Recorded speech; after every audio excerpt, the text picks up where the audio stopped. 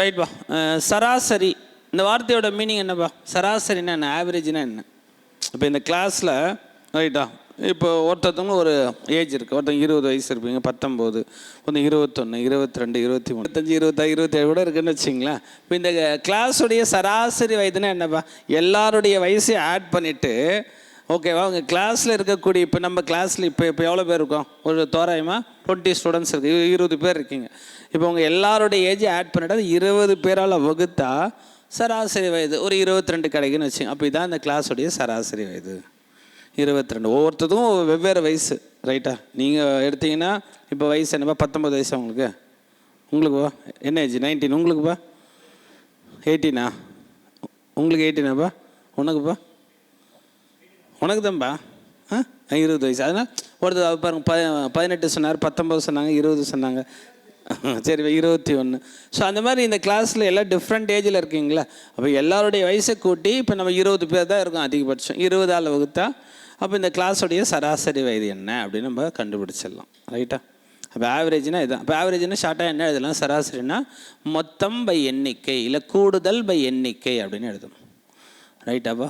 என்ன எழுதணும்? கூட்டுத்தொகை பை எண்ணிக்கை, ரைட்டா? டோட்டல் பை என் ஷார்ட்டாக எழுதிக்க. மொத்தம் பை எண்ணிக்கை. மொத்தம்னா என்னவா? கூட்டுத்தொகை.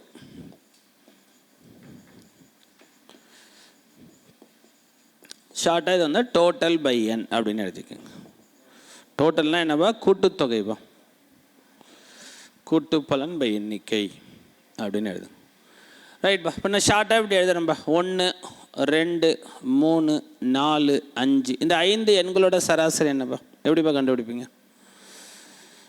5த்தையும் கூட்டினா நமக்கு என்ன வரும்னா 15 வரும். இந்த 15 5ஆல் வகுத்தா என்னப்பா சராசரி? 3, ரைட்டா? அப்போ இதில் என்ன புரிஞ்சுக்கன்னா, இதையும் பார்த்து வச்சுங்க. இந்த மாதிரி கண்டினியூஸாக வந்தால் அவ்வளோலாம் யோசிக்கக்கூடாது. மிடில் நம்பர் தான் சராசரி, ரைட்டாப்பா? மிடில் நம்பரை சராசரி எப்பப்போ சொல்லலாம்? இந்த மாதிரி கண்டினியூஸாக வந்தால். பொது வித்தியாசம் ஒரு வரிசையில் வந்தால் ஷார்ட்டாக ஞாபகம் வச்சுங்க, போய் எல்லாத்தையும் ஆட் பண்ண வேண்டாம். இப்படி ஒரு கொஷின் கேட்குறான். இப்போ 1லேருந்து முதல் 99 ஏழெண்களின் சராசரி காண்க, இப்படி கேள்வி கேட்பான். முதல் 99 ஏழெண்களின் சராசரினா 99 நம்பரை போய் கூட்ட வேண்டாம். அப்போ என்ன ஷார்ட்டாக பார்க்கணும்னா, அங்கே நடுவெண்ணை கூட கண்டுபிடிக்கிறது கஷ்டம். யோசிப்பேன் 49, 50, 51 யோசிப்பேன். அப்போ அதுக்கு என்ன ஃபார்முலான்னா, அப்போ 1லேருந்து n வரை வந்தால் அதுக்கு சராசரிக்கான வாய்ப்பாடு ஃபார்முலா இதுதான், n+1/2. இது நோட் பண்ணிக்கோங்கப்பா, n+1/2. அப்படின்னா முதல் எண்ணையும் கடைசி எண்ணையும் கூட்டி 2ஆல் வகுத்தணும், ரைட்டாப்பா? ஃபஸ்ட் நம்பரையும் லாஸ்ட் நம்பரையும் ஆட் பண்ணி 2ஆல் வகுத்துருங்க, ரைட்டா? அப்போ என்னப்பா இருக்கும்? இது ஆட் பண்ணா 1 + 99 100. 100 2ஆல் வகுத்தா என்னப்பா இருக்கும்? 50பா. இதுதான் சராசரின்னு சொல்கிறோம். அப்போ எப்போ மட்டும் இதை ஃபாலோ பண்ணலாம்? இந்த மாதிரி கண்டினியூஸாக இருக்கணும், பொது வித்தியாசமாக இருக்கணும். ஒருவேளை இப்படி கேள்வி கேட்குறேன், 2, 4, 6 அப் டு 32 இந்த எண்களின் சராசரி காணுங்கன்னா என்னவா பண்ணணும்? இங்கே போய் இந்த ஃபார்முலா அப்ளை பண்ணக்கூடாது. முதல் எண் ப்ளஸ் கடைசி எண் பை 2 இதுதான் ஃபார்முலா. ஃபஸ்ட் நம்பரையும் லாஸ்ட் நம்பரையும் ஆட் பண்ணி 2ஆல் வகுத்தா சராசரி கிடச்சிரும். இது மாதிரி கண்டினியூஸாக வந்தால் இதான் மெத்தட், புரியுதாப்பா? முதல் எண் அப்போ ஷார்ட்டாக இது இப்படி கூட மாற்றிங்க. முதல் எண்ணா அது பேர் ஷார்ட்டாக ஏன்னு சொல்லுவாங்க. கடைசி எண்ணுன்னா என்ன பேர் சொல்லுவாங்க? லாஸ்ட் நம்பர்னால் ஷார்ட்டாக என்ன எழுதும்? என்ன எழுத்துல எழுதும்? L/2, அவ்வளோதான். இது எப்போப்பா இந்த ஃபார்முலா யூஸ் பண்ணலாம் சொல்லுங்கள்? எப்போ இந்த மாதிரி யூஸ்? கண்டினியூஸாக, அதாவது பொது வித்தியாசம் வரணும். அந்த டிஃப்ரெண்ட் 2, 4, 6, 8 2 2ஆக கூடுதல இந்த மாதிரி பொது வித்தியாசம் வந்தால் இதுதான் ஃபார்முலா. முதல் எண்ணையும் கடைசி எண்ணையும் கூட்டி 2ஆல் வகுத்துடலாம், ரைட்டா? என்னாச்சுப்பா? ஓகே. முதல் 61 ஏழெண்களின் சராசரி காண்க, எப்படிப்பா கண்டுபிடிக்கலாம் சொல்லுங்கள்?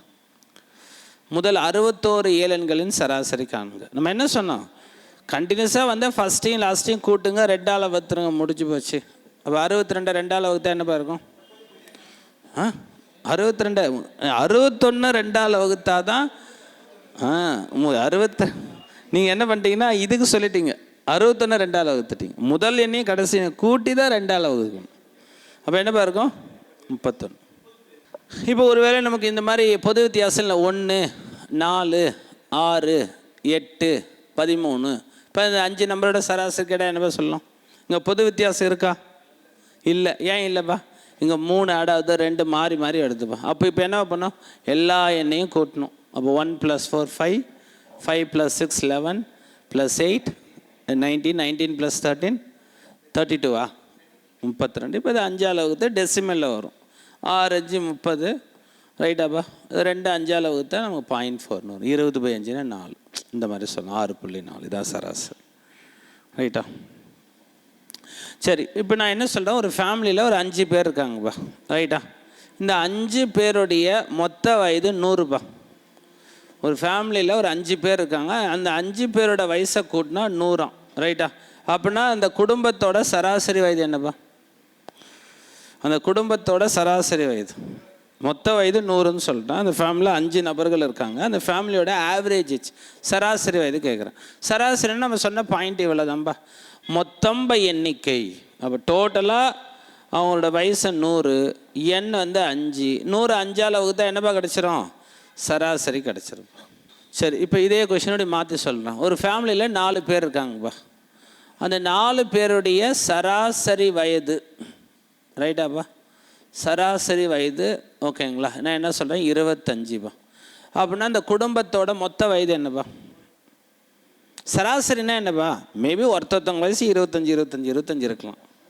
இப்போ 4 பேர் இருக்காங்க. ஒவ்வொரு நபரோட வயசு சராசரி 25 சொல்கிறோம். அப்போ டோட்டல் ஏஜ் என்ன வரும்? ஆட் பண்ணால் என்ன வரும்? 25 கூட்டினா என்ன வரும்? 4 25 கூட்டினா என்ன வரும்? 100. அப்போ அது எப்படி எழுதணும்னா, சராசரியும் எண்ணிக்கையும் கொடுத்துட்டா டோட்டல் வேல்யூ கேட்டானா இவ்வளோ தான்பா. மொத்த மதிப்பு கேட்டானா பாருங்கள், டோட்டல்னால் என்னென்னா அந்த சராசரியை எண்ணிக்கையால் பெருக்கணும். டோட்டல் கேட்டாங்கன்னா பெருக்குங்க. ரைட்டாக? சராசரி கேட்டால் டிவைட் பண்ணுங்கள். இப்படி ஞாபகம் வச்சுங்க, அவ்வளோதான். அப்போ சராசரி எண்ணிக்கையும் பெருக்குங்கப்பா, அவ்வளோதான்ப்பா. அப்போ 25 4ஆல் பெருக்குன்னா என்னப்பா கிடைக்கும்? அப்போ 100. இதாம்பா அந்த குடும்பத்துடைய மொத்த வயது. அப்படின்னா என்ன மீனிங்? ஒவ்வொரு நபருமே 25 வயசு கொண்டவங்களாக இருக்கலாம். அப்போ 4 பேரோட வயசை கூட்டினா எனக்கு 4 25 கூட்டினா என்ன வரும்? இதுதான் சராசரினா. ஒவ்வொரு நபர் 25 வயசில் இருக்கலாம். பட் ஆக்சுவலாக அப்படி இருக்காது, உங்களுக்கு தெரியும். இப்போ நம்ம சொன்னோம்ல, இப்போ நம்ம கிளாஸோட ஆவரேஜ் எடுத்தால் 22ன்னு சொன்னோம். ரைட்டா? அப்போ அதுக்காக இவரை 22ன்னு சொல்ல முடியுமா? இவரோட வயசு எடுத்திங்கன்னா 19 தான் இருக்கும். அது மாறலாம். பட் சராசரியாக சொல்கிறோம். இப்போ எல்லாம் 22 கூட்டினா 20 பேரை கூட்டினா என்ன வரும்? அதுதான் ஐடியா. அப்போ ஞாபகம் வச்சேன். டோட்டல் கேட்டால் சராசரி எண்ணிக்கையும் பெருக்குங்க. ரைட்டாப்பா? சராசரி கேட்டால் டோட்டல் பை என் டிவைட் பண்ணுங்கள். இந்த பாயிண்ட்டை ஞாபகம் வச்சு.